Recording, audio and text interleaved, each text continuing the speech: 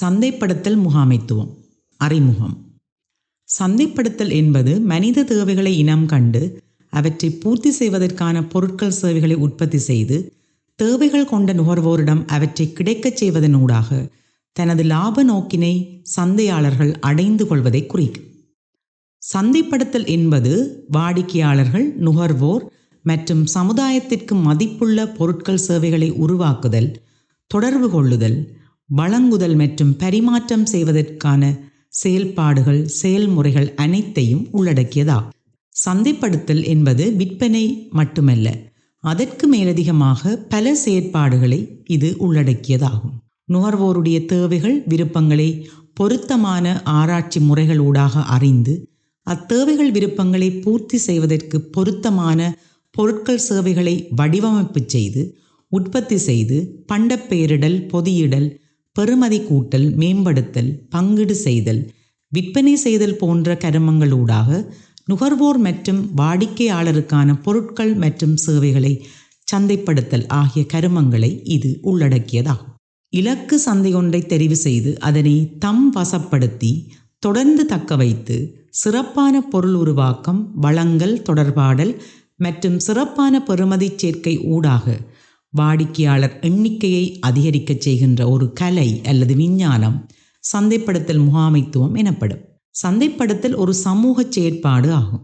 தனி மனிதன் மற்றும் நிறுவனங்கள் தமக்கு தேவையான பொருட்கள் சேவைகளை பெற்றுக்கொண்டு சமூகத்தவரிடையே பரிமாற்றம், பங்கீடு, வழங்கல், பெறுமதி சேர்க்கை என்பவற்றை பகிர்ந்து கொள்ளக்கூடிய ஒரு சமூக செயற்பாடு என்று இதனை கூறலாம். சந்தைப்படுத்தல் செயற்பாட்டின் சாராம்சம் என்னவென்றால், நிறுவனங்கள் தமது நலன் சார்ந்த நோக்கங்களை கொண்டிருக்காது அனைத்து வணிக நடவடிக்கைகளும் வாடிக்கையாளர் திருப்தி மற்றும் சேவையை சார்ந்து செயற்பட வேண்டும் என்பதாகும். சந்தைப்படுத்தல் திட்டங்கள், கொள்கைகள் வாடிக்கையாளர் தேவையை திறம்பட பூர்த்தி செய்வதற்கு வடிவமைக்கப்பட வேண்டும் என்பதாகும். சந்தைப்படுத்தல் செயற்பாடானது காலத்திற்கு காலம் மாற்றமடைந்து வருகின்றது. இது காலத்திற்கு காலம் பல்வேறு பரிமாணங்களை பெற்று சிறம்பட செயற்பட்டு வருகிறது. அவ்வாறான மாற்றங்களை பார்க்கலாம். தொழில்நுட்பத்தின் வளர்ச்சி.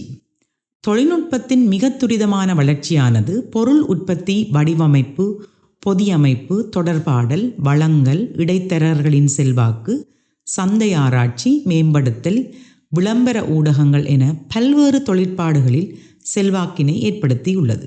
சந்தைப்படுத்தல் செயற்பாடுகள் இலகுவாக்கப்பட்டதோடு பாரம்பரிய முறைகளிலிருந்து மாற்றம் பெற்று புதிய சந்தைப்படுத்தல் அணுகுமுறைகள் அறிமுகப்படுத்தப்பட்டுள்ளன. உலகமயமாக்கல். உலகமயமாக்கலின் விளைவால் பல நாடுகளில் உள்ள நுகர்வோரை அணுகுதல், சர்வதேச வர்த்தகத்தின் விருத்தி என்பன அதிகரிக்கத் தொடங்கி நாடுகளுக்கிடையிலான சந்தைப்படுத்தல் விருத்தியடைந்து பல்தேசிய கம்பெனிகளின் வருகையும் போட்டி அதிகரிப்பும் வளர்ச்சியும் ஏற்பட்டுள்ளன. ஒழுங்குகளை தளர்த்தல். வியாபாரத்தை விருத்தி செய்வதை நோக்கமாக கொண்டு பல ஒழுங்குகளின் இறுக்கங்கள் தளர்த்தப்படுவதால் தனியார் தமது லாப நோக்கில் செயற்படுவதும், நவீன சந்தைப்படுத்தலிலிருந்து விலகி சந்தையாளர்கள் நவீனத்துவத்திற்கு பின்னரான சந்தைப்படுத்தலில் உள்நுழைவதாலும், நவீன காலத்தில் மற்றும் பாரம்பரிய முறைகளில் உருவாக்கப்பட்ட சந்தைப்படுத்தல் செயன்முறைகள் காலாவதியாகின்ற தன்மையையும் காணலாம். தனியார் மயப்படுத்தல். தனியார் லாப நோக்கத்திற்காக உழைப்பதால் மிக விரைவான வளர்ச்சியையும் சந்தைப்படுத்தல் உத்வேகத்தையும் ஏற்படுத்துவதற்காக தனியாரை மேம்படுத்தும் நோக்கில் தனியார் மயப்படுத்தல் செயற்பாடுகள் அதிகரிக்கப்படுவதால் சந்தையாளர்கள் லாப நோக்கில் செயற்பட ஆரம்பித்தனர். இதனால் வாடிக்கையாளர்களுக்கான தெரிவுகள் அதிகரித்துள்ளதோடு போட்டி அடிப்படையில் தம்மை வேறுபடுத்துவதற்காக நிறுவனங்கள் நுகர்வோருடைய பெறுமதி வழங்கல்களை வெவ்வேறுபட்ட நன்மைகளோடு வழங்குவதற்கு விரும்புகின்றன. வாடிக்கையாளர்களின் அதிகாரம். வாடிக்கையாளர்கள் அதிக கல்வி அறிவுடனும் பேரம் பேசும் ஆற்றலுடனும் காணப்படுவதால் அதிக தரமான பொருட்கள் சேவைகளை எதிர்பார்த்தல், தனிப்பயனாளிகளுக்கான சேவைகள், வசதிகள் கொண்ட சேவைகளை எதிர்பார்த்தல், மிக குறைந்த பண்டப்பெயர் விசுவாசம் என்பன அதிகரித்துள்ளன. தனிப்பயனாளிகளுக்கான உருவாக்கம். வாடிக்கையாளர்கள் தமது பொருட்களை தாங்களே உருவாக்குகிறார்கள். இதனால் சரக்கிருப்பு குறைவடைந்து தனிநபர் உறவு நிலைகள் அதிகரித்து மிக விரைவான சந்தைப்படுத்தல் அணுகுமுறைகள் உருவாகியுள்ளன. மிக அதிகரித்த போட்டித்தன்மை. வியாபாரிகளின் அதிகரித்த எண்ணிக்கையும் நுகர்வோரின் அதிகரித்த எண்ணிக்கையும் தனியார் மயப்படுத்தலும் போட்டித்தன்மையின் வேகத்தை அதிகரித்தமையால் மிக புதுமையான தந்திரோபாயங்கள் தேவைப்படுகின்றன. துறைகளின் குவிவு. வெவ்வேறு துறைகள் ஒன்றாக இணைந்து பல புதிய பொருட்களில் சேவைகளை அறிமுகம் செய்கின்றன.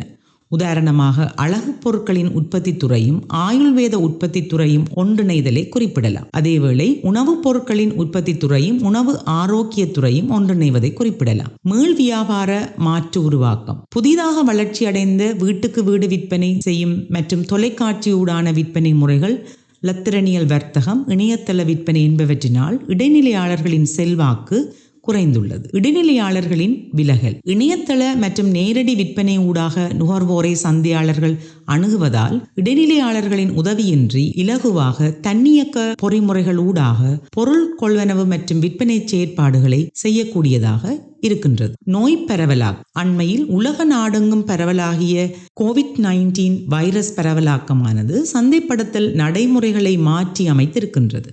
சுகாதார நடைமுறைகளை பின்பற்ற வேண்டிய கட்டாயம், பொருள் வழங்கல் செயற்பாடுகளில் ஏற்பட்டுள்ள மாற்றம், நுகர்வோர் நடத்தைகளில் ஏற்பட்டுள்ள மாற்றம், பொருளாதார மந்த நிலை, சமூக இடைவெளி பேணல் கட்டாயம் என்பதால் சேவை செயல்முறைகளில் புதிய மாற்றங்கள் என பல்வேறு புதிய சந்தைப்படுத்தல் அணுகுமுறைகளின் தேவைகள் உருவாகியுள்ளது. இவ்வீடியோவில் சந்தைப்படுத்தல் என்றால் என்ன என்பதையும், சந்தைப்படுத்தல் செயற்பாடானது எவ்வாறு காலத்திற்கு காலம் புதிய மாற்றங்களை பெற்றுள்ளது என்பதை பற்றியும் அறிந்து கொண்டீர்கள். மீண்டும் அடுத்த வீடியோவில் உங்களை சந்திக்கும் வரை உங்களிடமிருந்து விடைபெறுகின்றேன். நன்றி, வணக்கம்.